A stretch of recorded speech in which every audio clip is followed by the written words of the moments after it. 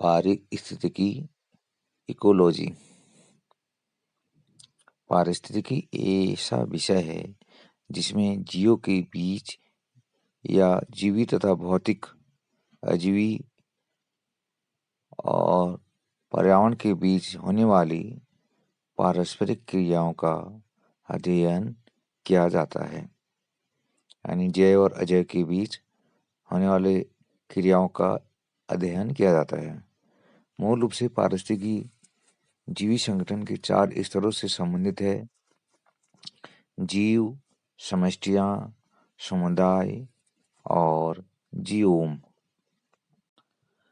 जीव और इसका पर्यावरण। जैव स्तर पर पारिस्थितिकी मूल रूप से कायिकी पारिस्थितिकी है, जिसमें विभिन्न जीव न केवल जीवित रहने बल्कि जनन के संग्रह में अपने पर्यावरण के प्रति अनुकूलित हो जाते हैं।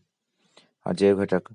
सबसे महत्वपूर्ण अजैव घटक तापमान, जल, प्रकाश और मृदा हैं। प्रमुख अजैव कारक। नंबर 1, तापमान। पारिस्थितिक रूप से सबसे ज्यादा प्रासंगिक पर्यावरणीय कारक है। पृथ्वी पर औसत तापमान ऋतु के अनुसार बदलता रहता है। भूमध्य रेखा से ध्रुवों की ओर और मैदानों से पर्वत शिखरों की ओर उत्तरोत्तर यह घटता रहता है। तापमान एंजाइमों की बलगति की काइनेटिक्स को प्रभावित करता है और इसके द्वारा आधारी उपापचयी जीव की अनिकारिकी प्रक्रियाओं तथा उसकी गतिविधियों को प्रभावित करता है। यूरोथर्मल और स्टेनोथर्मल जीव। कुछ जीव तापमानों के व्यापक परास सहन कर सकते हैं और उसमें खूब बढ़ते हैं। ये पृथुत्ताजापी यानी यूरोथर्मल जीव कहलाते हैं। अधिकांश जीव तापमानों के कम परास में ही रहते हैं। ऐसे जीव तनुतापी या स्टेनोथर्मल जीव कहलाते हैं। दूसरा अजैव कारक है जल। तापमान के बाद जीव के जीवन को प्रभावित करने वाला जल एक अन्य महत्वपूर्ण कारक है। वास्तव में पृथ्वी पर हम जानते हैं कि जीवन पानी में ही जन्मा था और यह बिना पानी के अपने आप में इसका प्रतिपालन नहीं हो सकता है, क्योंकि जो जीव का जन्म है वो जल में हुआ है, तो जल के बिना जीव बिल्कुल भी जीवित नहीं रह सकता। मरुस्थल में इसकी उपलब्धता इतनी सीमित है कि केवल विशेष अनुकूलताओं के कारण ही जीवों का वहां रहना संभव है।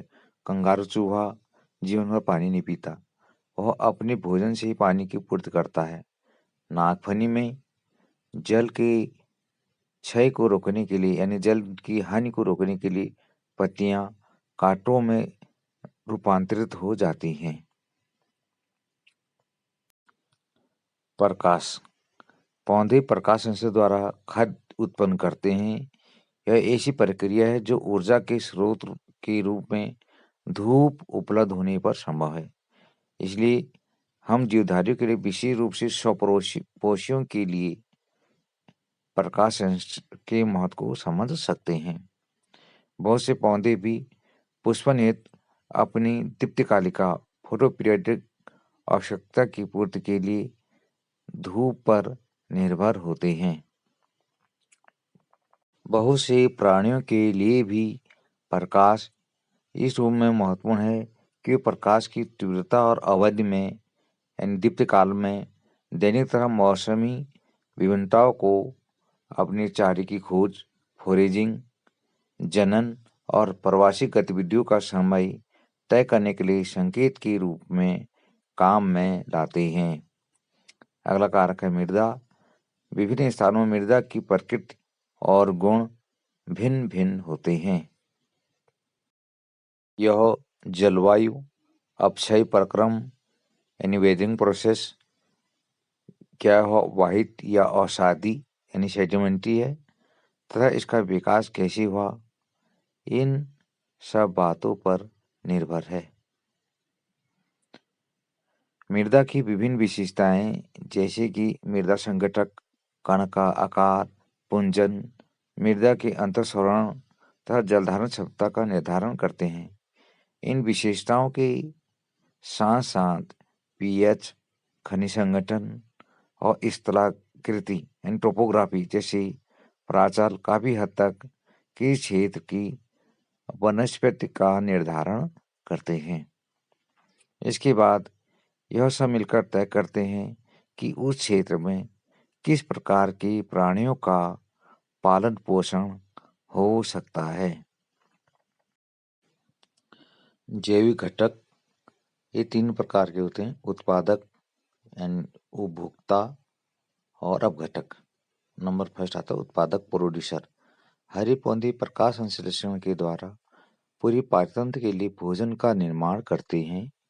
हरे पौधे स्वपोषी कहलाते हैं क्योंकि यह इस प्रक्रम के लिए मिट्टी से जल एवं पोषक तत्व, वायु से कार्बन डाइऑक्साइड प्राप्त करते हैं तथा सूर्य से सौर ऊर्जा अवशोषित करते हैं और इसके द्वारा वह अपना भोजन बनाते हैं।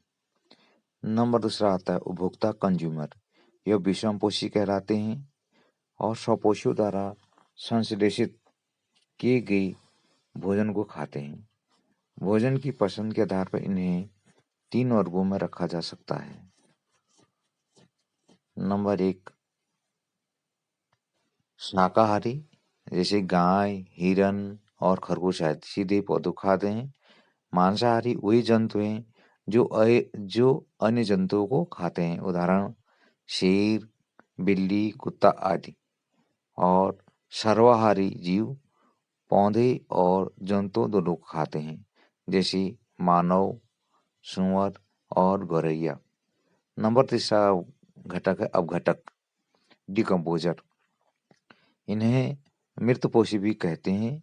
यह अधिकतर बैक्टीरिया, जीवाणु और कॉक होते हैं जो पौधों तथा जंतु के मृत, अपघटित और मृत कार्बनिक पदार्थ जो सड़ रहे हैं पदार्थों पर अपने शरीर के बाहर एंजाइमों का श्रावण करके ग्रहण करते हैं। पोषकों के चक्रण में इनकी महत्वपूर्ण भूमिका होती है। इन्हें अपरदभोजी यानी डेटिवोर्स भी कहा जाता है। ये जो प्रकृति में जैसे कार्बन डाइऑक्साइड है उन सब और नाइट्रोजन इनको प्रकृति में फिर पहुंचा देते हैं।